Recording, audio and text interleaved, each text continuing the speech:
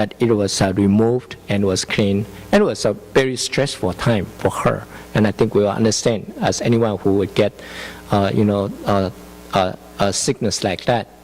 And so, just after the surgery, then a few months later, her husband had this bleeding problem in the stomach, and had to be rushed into the hospital, and have to went through surgery to fix that bleeding problem.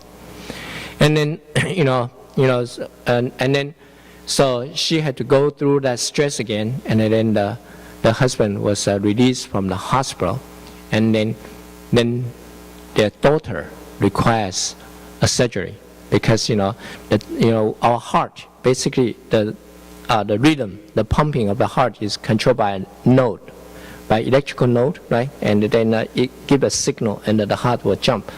But this girl, she has 2 nodes, and so the heart will be jumping extra fast. And in order to kind of quiet down the heart, the doctor has to give her the medication to slow her down, so she always have kind of very little energy left. So then this doctor has to remove the nerve node and also nerves on the heart, and it's a very delicate surgery. So within 1 year, thankfully God allowed that surgery to be very successful.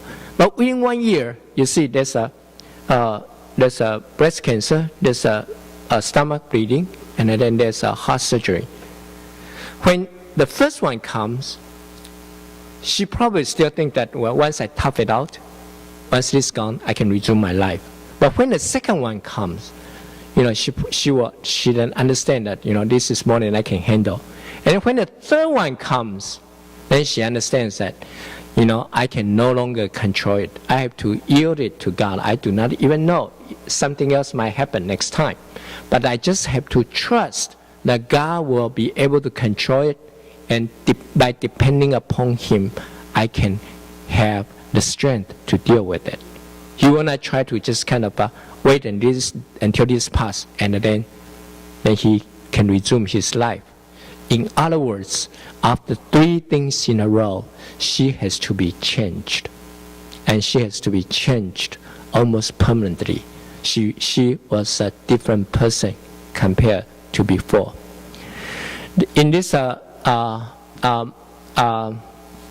metal metallurgy, in this kind of treatment of the metals, sometimes you understand that in engineering field, in order to have a pure metal, you have to put the metal into a very high temperature, and to bring these foreign metals away, and then just keep the pure the elements there.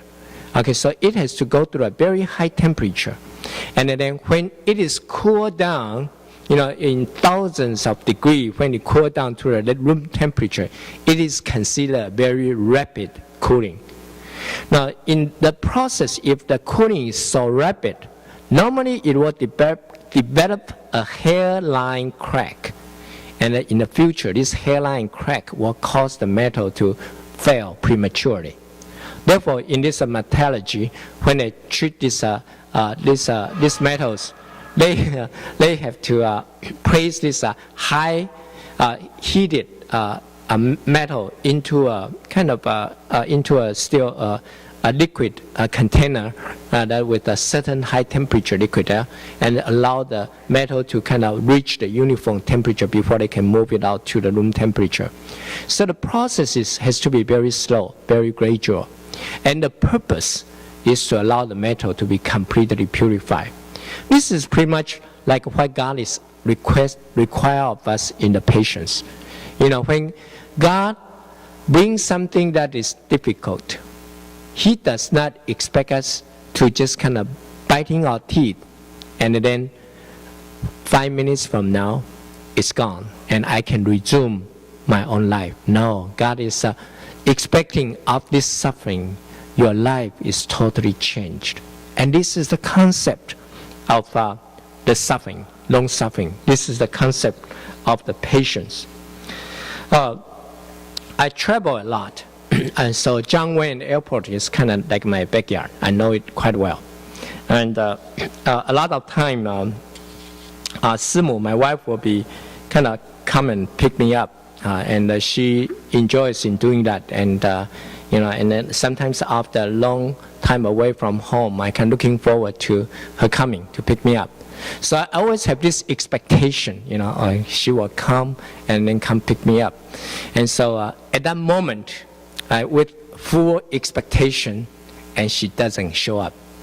And then so after one moment, then after 2 moments, and she still doesn't show up. And so the expectation becomes a little bit frustration. And after the 3rd moment, and then she still doesn't show up, then the frustration becomes angry. And then when the 4th moment, you see that she was driving very fast and coming by, and then with all the apology of I didn't do that, I didn't do this, and the traffic, etc. And then of course, the first word sometimes I say is full of frustration or full of anger, and then afterwards, originally was meant to be a very good time of getting together, become very unhappy time. And so I was thinking, why she knew that I don't like to be late, but every time she is late. Even last Friday, she told me that she has been, ever since the morning, she tried very hard to make everything ready so that when the time comes, she can pick me up on time. But she told me that first was her son didn't return the car to her in time. And then when she was on the highway, there was raining, it was high traffic, so I had to wait there for more than half an hour. And then I start to realize that, well, would that be something that God really wanted me to learn the lesson of patience? Until I learned that lesson of patience, otherwise it always, even it's something that she planned, there will be weather issue, there will be traffic issue, I make sure that I will be waiting there, and then will be tempting my patience. And so that's really make me think about the word makrothumia.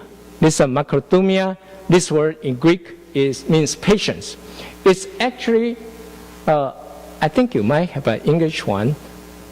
It doesn't? Oh, I'm sorry. Okay, then I have to explain to you. The first one is referring to a patient who has a chronic illness.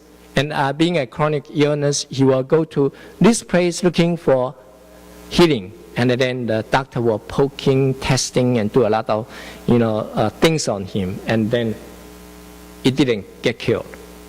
And so he will go to another doctor, and another doctor will repeat a lot of testing, a lot of poking, and then squeezing or whatever, and then still didn't get cured. And so he will continue going, and then in order to get that cured, and this is called patient, makrothumia.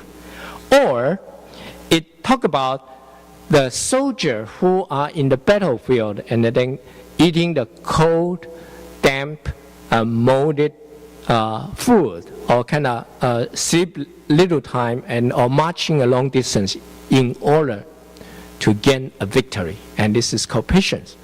Or it talk about someone who is sink in a shipwreck and sink in the ocean and then try to swim to the shore, and you probably know that you have to keep on swimming even though you feel tired, but you have to keep on swimming in order to overcome the tide or not get not sink. And in order to for reaching the safety. Now, so these are all the concept of this patience. So the patience have a purpose of achieving a goal, and patience is something that even though you feel tired, you need to do it. Otherwise, you will fail. And so this is a concept of patience. So we're going to see how are we going to allow this fruit of patience to grow and to become something very fruitful, something very good in our life. And I think the way how to grow patience in abundance, one is the first method that we need to do is to look up